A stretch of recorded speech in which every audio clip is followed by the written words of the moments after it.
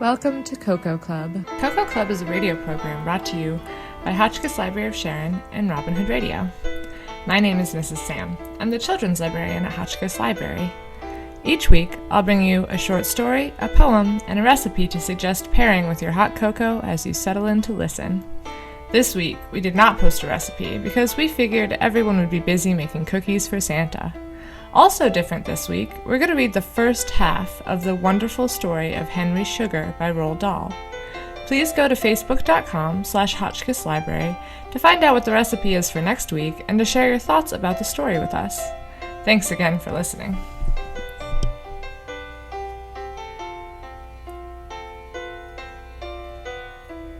The Wonderful Story of Henry Sugar by Roald Dahl. Henry Sugar was 41 years old and unmarried. He was also wealthy. He was wealthy because he had a rich father, who was now dead. He was unmarried because he was too selfish to share any of his money with a wife.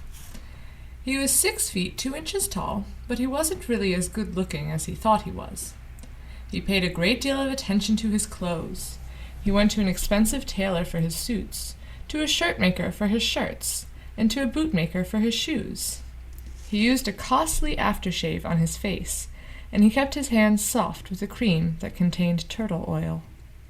His hairdresser trimmed his hair once every 10 days, and he always took a manicure at the same time.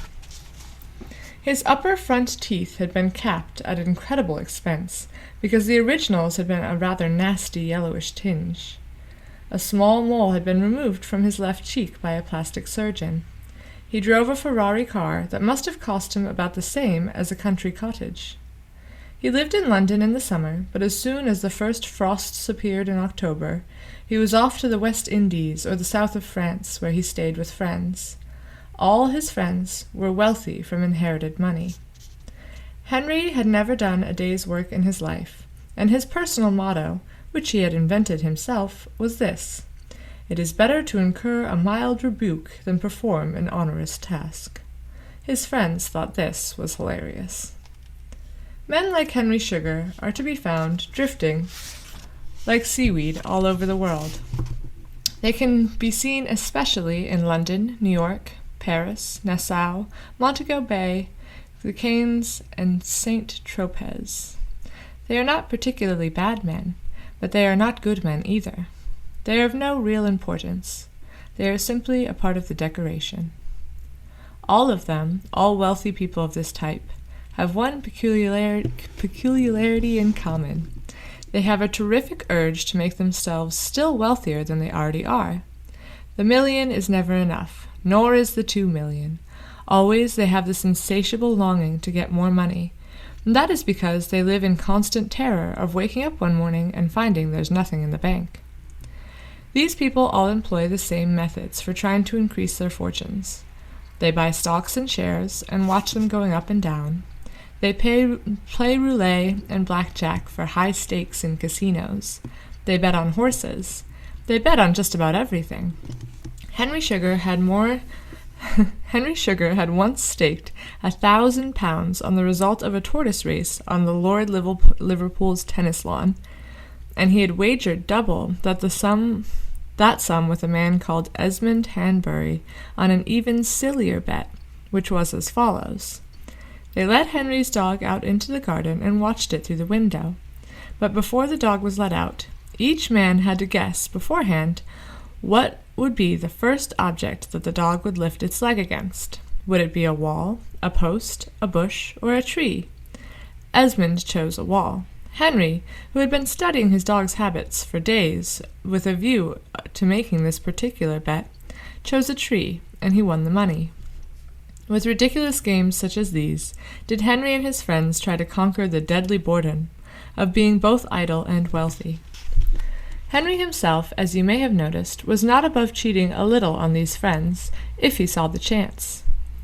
The bet with the dog was definitely not honest, nor, if you want to know, was the bet on the tortoise race. Henry cheated on that one by secretly forcing a little sleeping pill powder into the mouth of his opponent's tortoise an hour before the race. And now that you've got a rough idea of the sort of person Henry Sugar was, I can begin my story. One summer weekend, Henry drove down from London to Guildford to stay with Sir William Wyndham. The house was magnificent, and so were the grounds, but when Henry arrived on that Saturday afternoon, it was already pelting with rain. Tennis was out, croquet was out, so was swimming in Sir William's outdoor pool. The host and his guests sat glumly in the drawing-room, staring at the rain splashing against the windows. The very rich are enormously resentful of bad weather. It is the one discomfort that their money cannot do anything about. Somebody in the room said, "Let's have a game of canasta for lovely high stakes." The others thought it was a splendid idea, but as there were 5 people in all, one would have to sit out. They cut the cards. Henry drew the lowest, the unlucky card. The other 4 sat down and began to play. Henry was annoyed at being out of the game. He wandered out of the drawing-room into the great hall. He stared at the pictures for a few moments, then walked on through the house, bored to death and having nothing to do. Finally, he mooched into the library. Sir William's father had been a famous book collector, and all 4 walls of this huge room were lined with books from floor to ceiling. Henry Sugar was not impressed. He wasn't even interested. The only books he read were detective novels and thrillers. He ambled aimlessly round the room, looking to see if he could find any of the sort of books he liked. But the ones in Sir William's library were all leather-bound volumes, with names on them like Balzac, Ibsen, Voltaire, Johnson, and Pepys. Boring rubbish, the whole lot of it, Henry told himself. And he was just about to leave when his eye was caught and held by a book that was quite different from all the others. It was so slim, he would never have noticed it if it hadn't been sticking out a little from the ones on either side. And when he pulled it from the shelf, he saw that it was actually nothing more than a cardboard-covered exercise book of the kind children use at school. The cover was dark blue, but there was nothing written on it. Henry opened the exercise book. On the first page, hand-printed in ink, it said, "A report on an interview with Imrat Khan, the man who could see without his eyes, by John F. Cartwright, M.D., Bombay, India, December 1934. That sounds mildly interesting, Henry told himself. He turned over a page.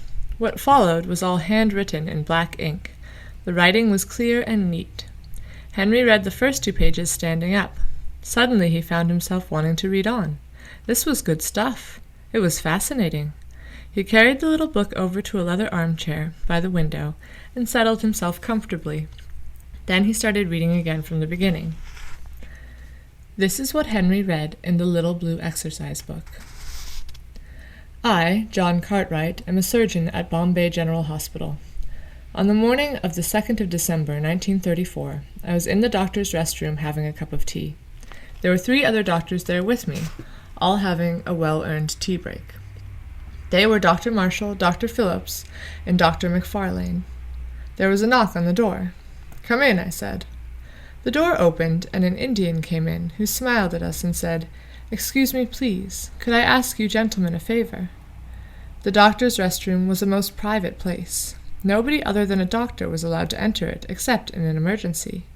"This is a private room," Dr. McFarlane said sharply. "Yes, yes," he answered. "I know that I am very sorry to be bursting in like this, sirs, but I have a most interesting thing to show you." All 4 of us were pretty annoyed, and we didn't say anything. "Gentlemen," he said, "I am a man who can see without using his eyes." We still didn't invite him to go on, but we didn't kick him out either. "You can cover my eyes in any way you wish," he said. "You can bandage my head with 50 bandages, and I will still be able to read you a book." He seemed perfectly serious. I felt my curiosity beginning to stir. "Come here," I said. He came over to me. "Turn around." He turned around. I placed my hands firmly over his eyes, holding the lids closed. "Now," I said, "one of the other doctors in the room is going to hold up some fingers. Tell me how many he's holding up." Dr. Marshall held up 7 fingers. "7, the Indian said. "Once more," I said. Dr. Marshall clenched both fists and hid all his fingers. "No fingers," the Indian said. I removed my hands from his eyes. "Not bad," I said. "Hold on," Dr. Marshall said. "Let's try this." There was a doctor's white coat hanging from a peg on the door. Dr. Marshall took it down and rolled it into a sort of long scarf, tight at the back. Then he wound it around the Indian's head and held the ends tight at the back. "Try him now," Dr. Marshall said. I took a key from my pocket. "What is this?" I asked. "A key," he answered. I put the key back and held up an empty hand. "What is this object?" I asked him. "There isn't any object," the Indian said. "Your hand is empty." Dr. Marshall removed the covering from the man's eyes. "How do you do it?" he asked. "What's the trick?" "There is no trick," the Indian said. "It's the genuine thing that I have managed after years of training." "What sort of training?" I asked. "Forgive me, sir," he said, "but that is a private matter." "Then why did you come here?" I asked. "I came to request a favor of you," he said. The Indian was a tall man of about 30, with light brown skin the color of a coconut. He had a small black mustache. Also, there was a curious matting of black hair growing all over the outsides of his ears. He wore a white cotton robe, and he had sandals on his bare feet. "You see, gentlemen," he went on, "I am at present earning my living by working in a traveling theatre, and we have just arrived here in Bombay. Tonight we give our opening performance." "Where do you give it?" I asked. "In the Royal Palace Hall," he answered, "in Akia Street. I am the star performer. I am billed on the program as Imrat Khan, the man who can see without his eyes, and it is my duty to advertise the show in a big way. If we don't sell tickets, we don't eat." "What does this have to do with us?" I asked him. "Very interesting for you," he said. "Lots of fun. Let me explain. You see, whenever our theatre arrives in a new town, I myself go straight to the largest hospital, and I ask the doctors there to bandage my eyes. I ask them to do it in the most expert fashion. They must make sure my eyes are completely covered many times over. It is important that this job is done by doctors, otherwise people will think I am cheating. Then, when I am fully bandaged, I go out into the street and I do a dangerous thing." "What do you mean by that?" I asked. "What I mean is I do something that is extremely dangerous for someone who cannot see." "What do you do?" I asked. "It is very interesting," he said, "and you will see me do it, if you will be so kind as to bandage me up first. It would be a great favor to me if you would do this little thing, sirs." I looked at the other 3 doctors. Dr. Phillips said he had to go back to his patients. Dr. McFarlane said the same. Dr. Marshall said, "Well, why not? It might be amusing. Won't take a minute." "I'm with you," I said, "but let's do the job properly. Let's make absolutely sure he can't peep." "You are extremely kind," the Indian said. "Please do whatever you wish." Dr. Phillips and Dr. McFarlane left the room. "Before we bandage him," I said to Dr. Marshall, "let's first of all seal down his eyelids. When we've done that, we'll fill his eye sockets with something soft and solid and sticky. "Such as what?" Dr. Marshall asked. "What about dough?" "Dough would be perfect," Dr. Marshall said. "Right," I said. "If you will nip down to the hospital bakery and get some dough, I'll take him to surgery and seal his lids." I led the Indian out of the restroom and down the long hospital corridor to the surgery. "Lie down here," I said, indicating the high bed. He lay down. I took a small bottle from the cupboard. It had an eyedropper in the top. "This is something called collodion," I told him. "It will harden over your closed eyelids so that it is impossible for you to open them." "How do I get it off afterward?" he asked me. "Alcohol will dissolve it away quite easily," I said. "It's perfectly harmless. Close your eyes now." The Indian closed his eyes. I applied collodion to both lids. "Keep them closed," I said. "Wait for it to harden." In a couple of minutes, the collodion had made a hard film over the eyelids, sticking them down tight.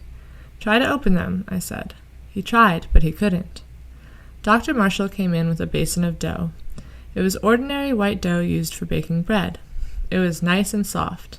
I took a lump of the dough and plastered it over one of the Indian's eyes. I filled the whole socket and let the dough overlap into the surrounding skin. Then I pressed the edges down hard. I did the same with the other eye. "That isn't too uncomfortable, is it?" I asked. "No," the Indian said, "it's fine." "You do the bandaging," I said to Dr. Marshall. "My fingers are too sticky." "A pleasure," Dr. Marshall said. "Watch this."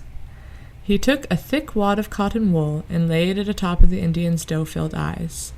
The cotton wool stuck down to the dough and stayed in place. "Sit down, please," Dr. Marshall said. The Indian sat on the bed. Dr. Marshall took a roll of 3-inch bandage and proceeded to wrap it around and around the man's head. The bandage held the cotton wool and the dough firmly in place. Dr. Marshall pinned the bandage. After that, he took a second bandage and began to wrap that one not only around the man's eyes, but around his entire face and head. "Please leave my nose free for breathing," the Indian said. "Of course," Dr. Marshall answered. He finished the job and pinned down the edge of the bandage. "How's that?" he asked. "Splendid," I said. "There's no way he could possibly see through that." The whole of the Indian's head was now swathed in thick white bandage, and the only thing you could see was the end of his nose sticking out. He looked like a man who had had some terrible brain operation. "How does that feel?" Dr. Marshall asked him. "It feels good," the Indian said. "I must compliment you gentlemen on doing such a fine job." "Off you go, then," Dr. Marshall said, grinning at me. "Show us how clever you are at seeing things now." The Indian got off the bed and walked straight to the door. He opened it and went out. "Great Scott!" I said. "Did you see that? He put his hand right on the doorknob." Dr. Marshall had stopped grinning. His face had suddenly gone white. "I'm going to go after him," he said, rushing for the door. I rushed for the door as well. The Indian was walking quite normally along the hospital corridor. Dr. Marshall and I were about 5 yards behind him. And very spooky it was to watch this man with the enormous white and totally bandaged head strolling casually along the corridor just like anyone else. It was especially spooky when you knew for a certainty that his eyelids were sealed and his sockets filled with dough, and that there was a great wad of cotton wool and bandages on top of that. I saw a native orderly coming along the corridor toward the Indian. He was pushing a food trolley. Suddenly the orderly caught sight of the man with the white head, and he froze. The bandaged Indian stepped casually to one side of the trolley and went on. "He saw it," I cried. "He must have seen that trolley. He walked right around it. This is absolutely unbelievable." Dr. Marshall didn't answer me. His cheeks were white, his whole face rigid with shocked disbelief. The Indian came to the stairs and started to go down them. He went down with no trouble at all. He didn't even put a hand on the handrail. Several people were coming up the stairs. Each of them stopped, gasped, stared, and quickly got out of the way. At the bottom of the stairs, the Indian turned right and headed for the doors that led out into the street. Dr. Marshall and I kept close behind him. The entrance to our hospital stands back a little from the street, and there is a rather grand series of steps leading down from the entrance to a small courtyard with acacia trees around it. Dr. Marshall and I came out to the blazing sunshine and stood at the top of the steps. Below us in the courtyard we saw a crowd of maybe 100 people. At least half of them were barefoot children, and as our white-headed Indian walked down the steps, they all cheered and shouted and surged toward him. He greeted them by holding both hands above his head. Suddenly, I saw the bicycle. It was over to one side at the bottom of the steps, and a small boy was holding it. The bicycle itself was quite ordinary, but on the back of it, fixed somehow to the rear wheel frame, was a huge placard about 5 feet square. On the placard was written the following words: "Imrat Khan, the man who sees without his eyes. Today my eyes have been bandaged by hospital doctors. Appearing tonight and all this week at the Royal Palace Hall, Acacia Street, at 7 p.m. Don't miss it. You will see miracles performed." Our Indian had reached the bottom of the steps, and now he walked straight over to the bicycle. He said something to the boy, and the boy smiled. The Indian mounted the bicycle. The crowd made way for him. Then, lo and behold, this fellow with the blocked-up bandaged eyes now proceeded to ride across the courtyard and straight out into the bustling, honking traffic at the street beyond. The crowd cheered louder than ever. The barefoot children ran after him, squealing and laughing. For a minute or so, we were able to keep him in sight. We saw him riding superbly down the busy street, with cars whizzing past him and a bunch of children running in his wake. Then he turned a corner and was gone. "I feel quite giddy," Dr. Marshall said. "I can't bring myself to believe it." "We have to believe it," I said. "He couldn't possibly have removed the dough from under the bandages. We never let him out of our sight. And as for unsealing his eyelids, that job would take him 5 minutes with cotton wool and alcohol. Do you know what I think? Dr. Marshall said. I think we have witnessed a miracle. We turned and walked slowly back into the hospital. For the rest of the day, I kept busy with patients in the hospital. At 6 in the evening, I came off duty and drove back to my flat for a shower and a change of clothes. It was the hottest time of year in Bombay, and even after sundown, the heat was like an open furnace. If you sat still in a chair and did nothing, the sweat would come seeping out of your skin. Your face glistened with dampness all day long, and your shirt stuck to your chest. I took a long, cool shower. I drank a whiskey and a soda sitting on the veranda, with only a towel around my waist. Then I put on some clean clothes. At 10 minutes to 7, I was outside the Royal Palace Hall in Arcadia Street. It was not much of a place. It was one of those smallish, seedy halls that can be hired inexpensively for meetings or dances. There was a fair-sized crowd of local Indians milling around outside the ticket office, and a large poster over the entrance proclaimed that the International Theatre Company was performing every night that week. It said that there would be jugglers and conjurers, acrobats and sword swallowers, and fire eaters and snake charmers, and a one-act play entitled The Raja and the Tiger Lady. But above all this, and in by far the largest letters, it said Imrat Khan, the miracle man who sees without his eyes. I bought a ticket and went in. The show lasted 2 hours. To my surprise, I thoroughly enjoyed it. All of the performers were excellent. I liked the man who juggled with cooking utensils. He had a saucepan, a frying pan, a baking tray, a huge plate, and a casserole pot all flying through the air at the same time. The snake charmer had a big green snake that stood almost on the tip of its tail and swayed to the music of his flute. The fire eater ate fire, and the sword swallower pushed a thin, pointed rapier at least 4 feet down his throat and into his stomach. Last of all, to a great fanfare of trumpets, our friend Imrat Khan came on to do his act. The bandages we had put on him at the hospital had now been removed. Members of the audience were called onto the stage to blindfold him with sheets and scarves and turbans, and in the end there was so much material wrapped around his head he could hardly keep his balance. He was then given a revolver. A small boy came out and stood at the left of the stage. I recognized him as the one who had held the bicycle outside the hospital that morning. The boy placed a thin tin can on top of his head and stood quite still. The audience became deathly silent as Imrat Khan took aim. He fired. The bang made us all jump. The tin can flew off the boy's head and clattered onto the floor. The boy picked it up and showed the bullet hole to the audience. Everyone clapped and cheered. The boy smiled.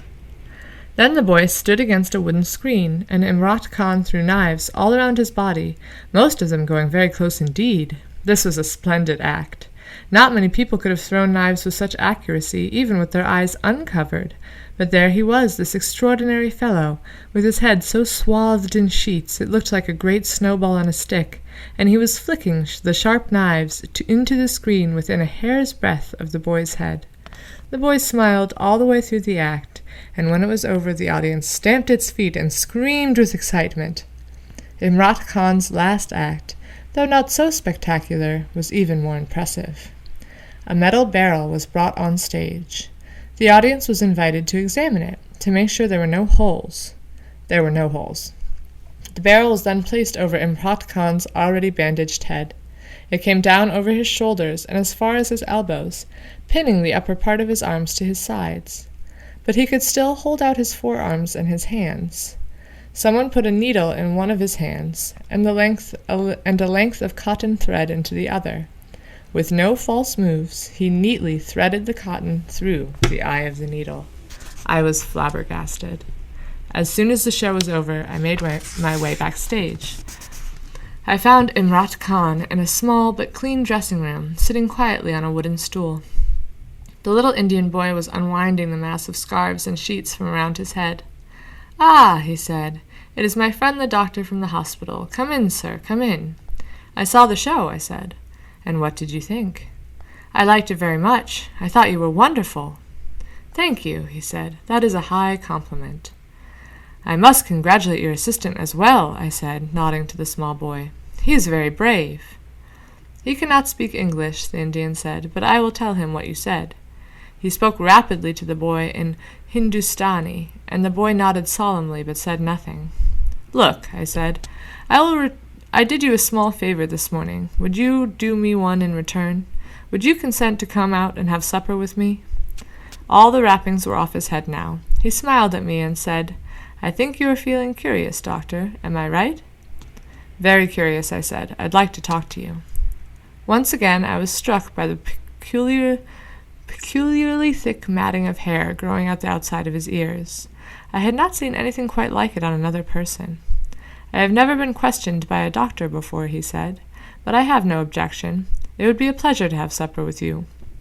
"Shall I wait in the car?" "Yes, please," he said. "I must wash myself and get out of these dirty clothes."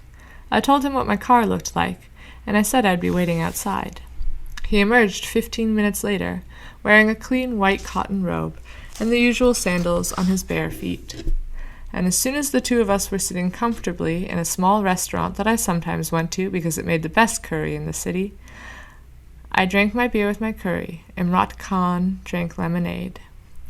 "I am not a writer," I said to him. "I am a doctor. But if you will tell me your story from the beginning, if you will explain to me how you developed this magical power of being able to see without your eyes, I will write it down as faithfully as I can, and then perhaps I can get it published in the British Medical Journal or even in some famous magazine.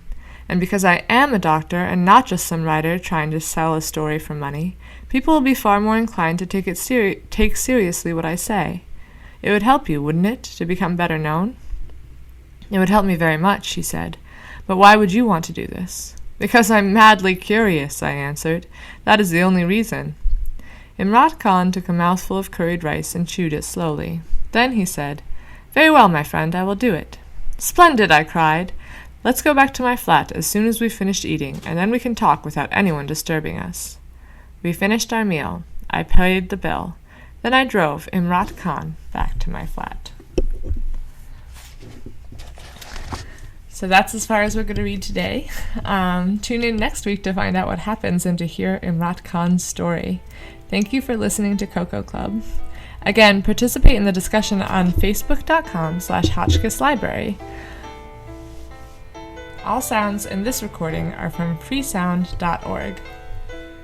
Cocoa Club is brought to you by Hotchkiss Library of Sharon and Robin Hood Radio. My name is Miss Sam. Happy holidays.